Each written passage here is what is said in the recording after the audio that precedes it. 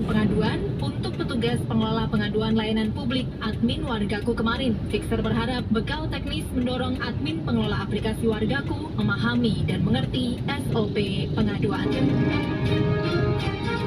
Demikian program Jaring Radio Sore. Simak Jaring Radio selanjutnya. Program Jaring Radio kerjasama Suara Surabaya dan Mandala Banyuwangi, Basa Situbondo, Ida Sakti Batu, TA Radio Solo, KI Radio Jember, City Guide Malang, GFM Madiun, Karimata Pamekasan, Maja Mojokerto, Nada Sumeneb, dan Suara Bojonegoro Indah.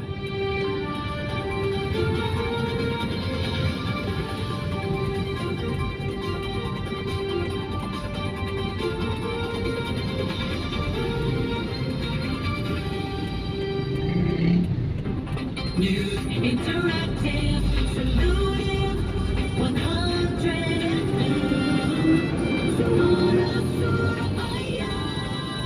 Masih di Kelana Kota Suara Surabaya. Kawan, berkaitan dengan informasi yang saya sampaikan tadi tentang larangan merekrut honorer, dan pada 28 November nanti sudah tidak boleh lagi ada tenaga honorer ya yang dipekerjakan. Nah, ini kemudian mengancam berlangsungnya pemilihan umum karena keberadaan honorer itu juga sangat dibutuhkan oleh KPU dan juga Bawaslu.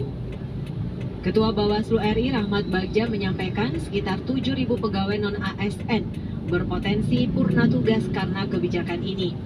Pihaknya sudah menyurati atau Bawaslu sudah menyurati Menpan RB Azwar Anas, tetapi surat masih belum ditanggapi. Ya, jadi Bawaslu pasti juga akan pusing ya, karena penghapusan ribuan pegawai honorer ini membuat jumlah pegawai Bawaslu menciut atau berkurang sampai tersisa 8 sampai 10 orang saja. Ya, 8 sampai 10 orang saja di tingkat daerah. Dan ini rawan. Berbeda dari pemilu 2019, Bagja memprediksi politik uang pada pemilu 2024 akan marak di masa kampanye. Sementara yang ngawasin sekarang jumlahnya makin sedikit.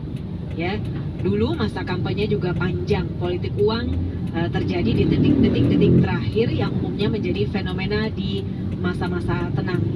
Dan dengan masa kampanye yang kelewat singkat, praktis para peserta pemilu tidak punya cukup waktu untuk memperkenalkan diri dan program ke masyarakat.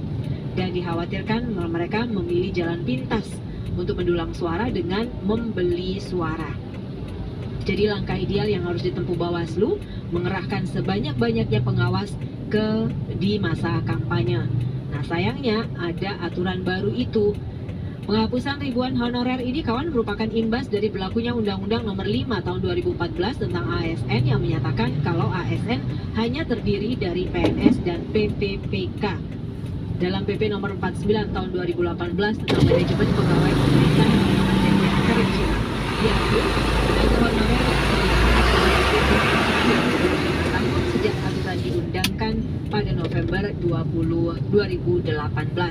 Dan itu artinya kalau tenaga honorer tidak diangkat atau tidak lolos pengangkatan hingga 28 November 2023, maka yang bersangkutan otomatis dihapus dari lembaga tempat dia mengabdi.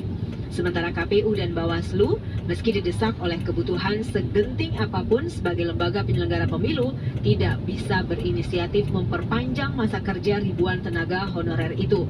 Mereka tidak punya landasan hukum. Ya, jadi Bawaslu misalnya khawatir bakal berujung kena kasus kalau ngotot memperpanjang masa bakti para tenaga honorer. Ini menjadi PR ya. Ini menjadi PR karena penyelenggaraan pemilu sesuai tahapan-tahapannya sudah berlangsung terus, dan bisa kebayang kalau Bawaslu yang tadi jumlahnya ribuan kemudian tinggal berapa orang saja di tiap-tiap daerah, ini tentu jadi PR besar.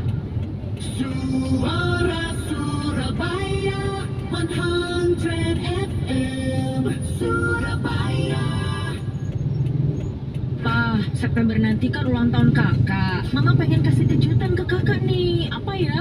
Wah, Ma, pas banget nih. Kakak kan suka sama F1. Nah, September nanti ada Grand Prix F1 di Singapura. Terus gimana bookingnya, Pak? Yang nggak ribet gitu loh. Tenang, Ma. Kita ikutan aja tur eksklusif 4 hari 3 malam Formula One Singapura bareng Rodex Travel, Ma. Nggak perlu ribet.